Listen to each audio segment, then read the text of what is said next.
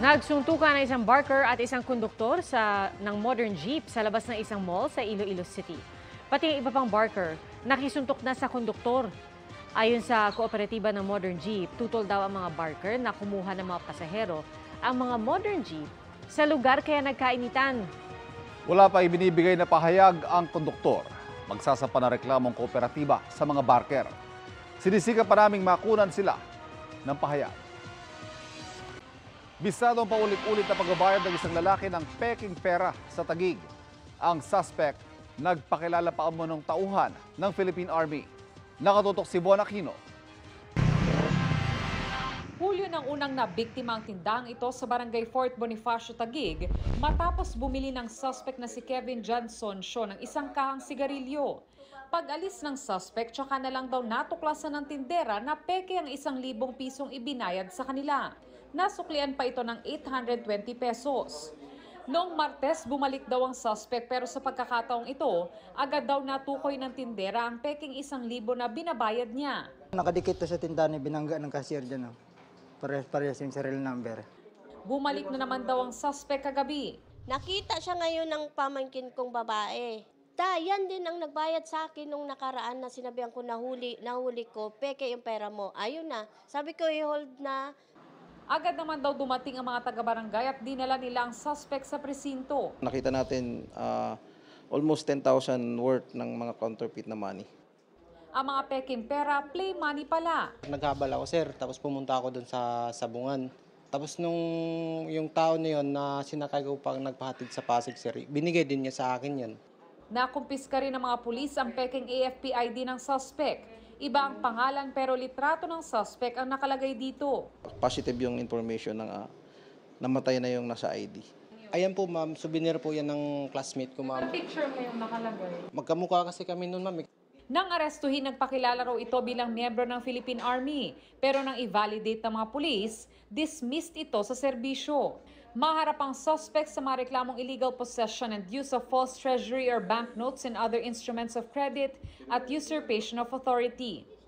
Para sa GMA Integrated News, Von Aquino, nakatutok, 24 oras. Magkasamang nag-inspeksyon ang Bureau of Immigration at Philippine Coast Guard sa reclamation site sa Pasay City. Bukod sa pagsiguro na natigil ang mga operasyon, nais ding matiyak na legal ang mga dayuhang nagtatrabaho sa lugar. Nakatutok si Katrina Son. Ilang araw matapos ipatigil ni Pangulong Bongbong Marcos ang aktibidad sa reclamation areas sa Maynila, mahigpit pa rin ang pagbabantay ng Philippine Coast Guard. Nasa 50 to 60 na PCG ang nakastandby at nakatutok para masiguro na masusunod ang pansamantalang pagpapatigil sa reclamation sa lugar. Mga magdadala lang daw ng mga supply ng pagkain ang papayagan. Wala po tayo makitang movement ng mga vessels na engaged sa reclamation projects. And also, even before nga na-release yung formal document na declaring yung suspension ng reclamation, these companies, in advance po na sila ng PRA, so they have already suspended their operations. Kahapon, kasama ang PCG, nag-inspeksyon ang Bureau of Immigration sa mga dredging vessels sa mga reclamation sites sa Pasay City para raw masiguro na sumusunod sa immigration law ang mga manggagawang foreign nationals. Sabi ni BI Commissioner Norman Tansinco, kailangan kumuha ng work visa o permit ang mga foreign national na nagsasagawa ng commercial activities sa bansa. Mula kahapon, 3 vessel na ang nainspeksyon ng BI. Ang MV Mahua na may 14 na Chinese nationals at 8 Filipino crew. MV Lianglong na may 17 na Chinese nationals at 2 Filipino crew. At MV Junhai 5 na may 28 Chinese crew. Patuloy naman ang pag-aaral ng Philippine Reclamation Authority o PRA kaugnay sa ipinahintong proyekto. The President right now is exercising his right to review. Pero po yung tama po kayo, this is to mitigate the effect. Titingnan nila, repasuhin nila ano ba yung medyo mali kung bakit ganun ang dating ng reclamation sa mga tao. Para sa GMA Integrated News, Katrina Son, nakatutok, 24 oras.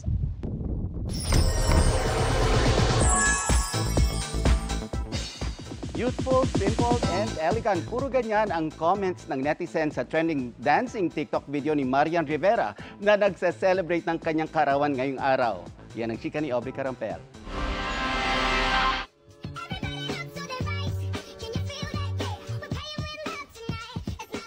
Slay kung slay si primetime queen Marian Rivera sa kanyang entry sa Price Tag TikTok Challenge.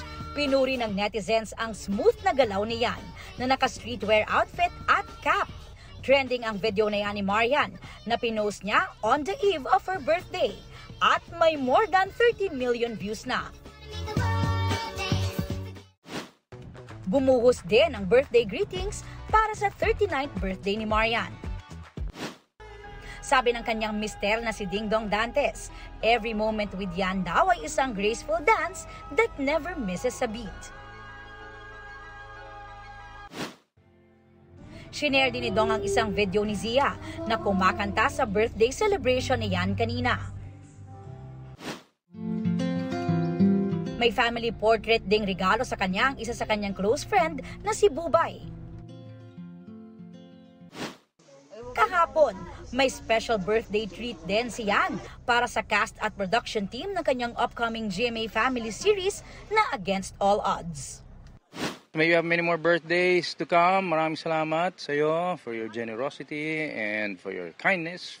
Nag-trend din recently ang isang TikTok video ni Kiray kung saan nag-transition siya into her ate Yan. Thank you sa maliit na panahon pero talagang maging magkaibigan na agad tayo. Maraming salamat kasi marami ka napapasaya and na-inspire ng mga tao. Ano naman kaya ang birthday wish ni Marian? Masyadong madami.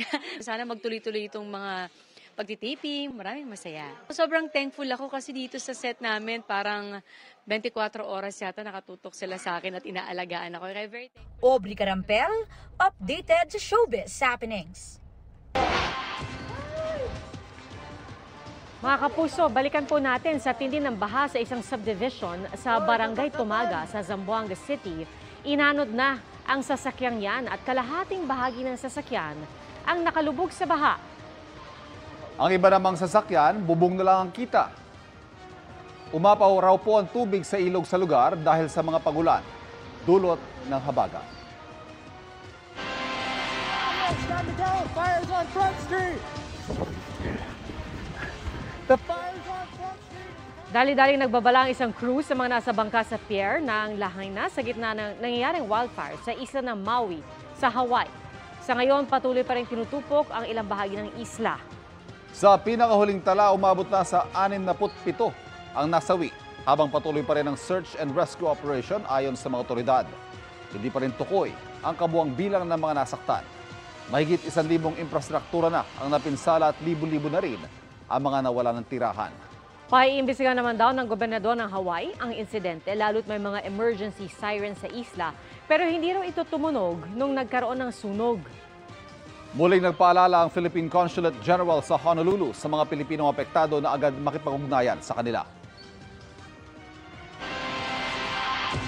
Ang sinapit ng sanggol na isinilid sa sako sa Basilan at ang magkapatid na naaksidente sa Aklan. Paspasan natin ang iba pang mga balita. Babaeng sanggol natagpuan sa sako sa isang bakanting lote sa Isabela, Basilan. Nadala pa siya sa ospital pero nasawi rin kalaunan.